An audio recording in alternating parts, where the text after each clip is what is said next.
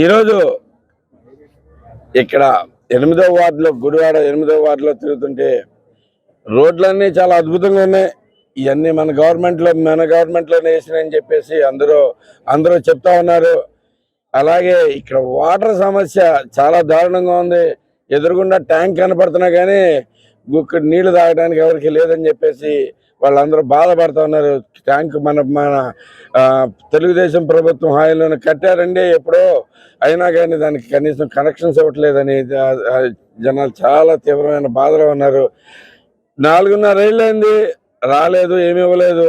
వాళ్ళే ఇంకా మళ్ళీ ఏం చెబుతున్నారంటే రేపు పొద్దున ఎలక్షన్ అవుతున్నాయి కదండి, మళ్ళీ వస్తాడు, మళ్ళీ వచ్చి మీకు అందరికీ ట్యాంక్ వాటర్ కనెక్షన్ ఇవ్వబోతాను, ఈసారి ప్రభుత్వం రాగానే నా మాట నమ్మండి అని చెప్తాడు అని చెప్పి వాళ్ళ బాధ ఏంటంటే మేమెవరో నమ్మం ఈ సొల్లు, కాకపోతే ఎవరన్నా నమ్మేసేదో మళ్ళీ నమ్మేస్తారో అనే బాధ వాళ్ళ మొహంలో కనబడతా ఉంది. నిజంగా ఎంత దుర్మార్గంగా ఇన్ని సంవత్సరాలుగా ప్రజలను మన గుడివాడ పట్టణ ప్రజలను మోసం చేసుకుంటా చాలా దరిద్రంగా సహించుకుంటున్నారు ప్రజలందరూ.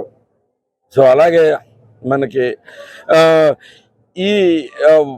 ఇప్పుడు చెత్త పన్ను గురించి ఎంతమంది కంప్లైంట్ చేస్తారంటే, చెత్త పన్ను గురించి కానీ, హౌస్ ట్యాక్సెస్ గురించి కానీ, అలాగే టిడ్కో ఇళ్ళు మనకి ఇచ్చిన వాళ్ళందరూ వెనక్కి మళ్ళీ డబ్బులు వెనక్కోకుండా, ఇది కూడా చేయకుండా, అలాట్ కూడా చేయకుండా వాళ్ళకి ఇష్టమైన వాళ్ళకి ఇచ్చుకుని అమ్ముకున్నారు. అది నేను ఇప్పుడు దాకా అనుకున్నాను కాంగ్రెస్ కార్యకర్తలకు ఫ్రీగా ఇచ్చుకున్నారేమో, వైఎస్ఆర్సీపీ కార్యకర్తలకు అనుకున్నాం.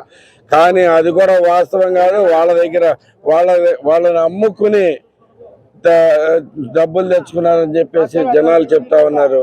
ఇలా రకరకాల ప్రాబ్లమ్స్ అసలు ఎన్ని చూసినా కానీ చెప్పలేకపోతున్నాం. కరెంటు బిల్లులు పెరిగిపోయినాయి, ఇవి పెరిగిపోయినాయి అని చెప్పేసి ప్రభుత్వం మీద తీవ్ర వ్యతిరేకత ఉన్నారు. ఈరోజు ఈ వ్యతిరేకతతోనే చాలా మంది వచ్చి ఈరోజు టీడీపీలో జాయిన్ అవ్వడం జరిగింది. మనకి వార్డు ఇన్ఛార్జీలతో సహా ఎంతో మంది వచ్చి మనకి ఇక్కడ తెలుగుదేశం పార్టీలో జాయిన్ అవ్వడం జరిగింది. వాళ్ళందరినీ సాదరంగా ఆహ్వానిస్తున్నాం.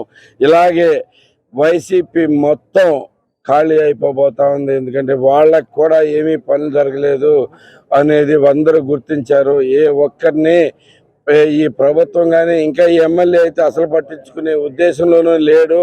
మన దగ్గరకు కూడా రాలేము, ఆయన అవైలబిలిటీ కూడా లేదు, ఆయన ఎక్కడా మనకు అందుబాటులో ఉండడు అనేది స్పష్టంగా అందరూ తెలుసుకున్నారు. అలాగే ఒక ఆఫీస్ ఉన్న ఆఫీసులో బాధ్యతగా సమాధానం చెప్పేవాళ్ళు లేరు.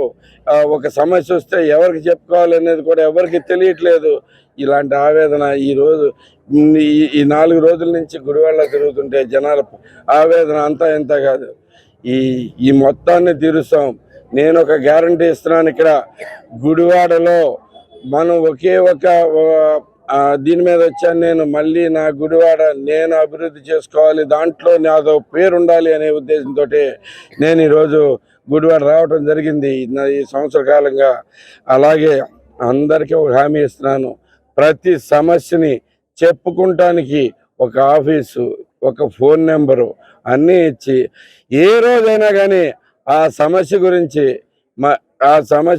కాల్ చేస్తే ఎంతవరకు వచ్చింది, ఏం చేశాము, ఆ సమస్యను ఎలా పరిష్కరించగలమని చెప్పేటట్టుగా ఒక మంచి ఆఫీస్ ఓపెన్ చేసి ఉంచుతానని చెప్పి అందరికీ తెలియజేస్తా ఉన్నాను. నేనేదో ఇక్కడ ఈయనకి మళ్ళీ వెళ్ళి హైదరాబాద్లో కూర్చోను.